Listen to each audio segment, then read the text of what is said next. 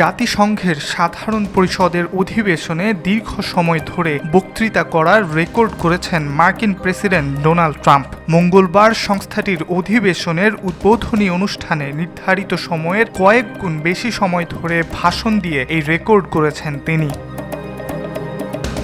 জাতিসংঘের সাধারণ পরিষদের অধিবেশনে প্রত্যেক বক্তাকে সাধারণত 15 মিনিট সময় দেওয়া হয়, কিন্তু যুক্তরাষ্ট্রের প্রেসিডেন্ট ডোনাল্ড ট্রাম্প মঙ্গলবার সেই সীমা ভেঙে ফেলেছেন। 56 মিনিটেরও বেশি সময় ধরে টানা ভাষণ দিয়েছেন মার্কিন প্রেসিডেন্ট।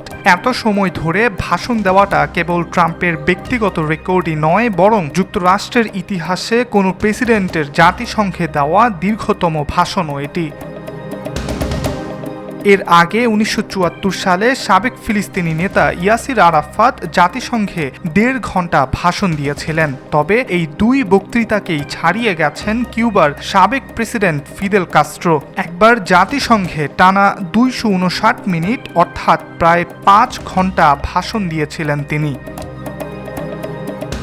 সাধারণ পরিষদের 80তম অধিবেশনে মার্কিন প্রেসিডেন্ট ডোনাল্ড ট্রাম্প জ্বালাময়ী বক্তব্য দিয়েছেন। তার বক্তব্যে যুদ্ধ ছাড়াও অভিবাসন ইস্যু উঠে আসে। এ সময় তিনি একাধিক রাষ্ট্রের নীতির সমালোচনা করে তাদের তুলাধুনা করেন।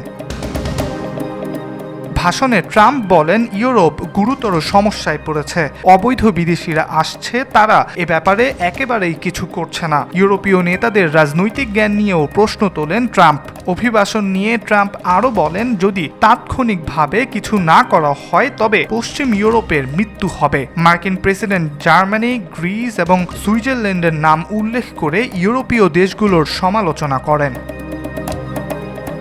ইব্রাহিম হোসেন, আজকাল।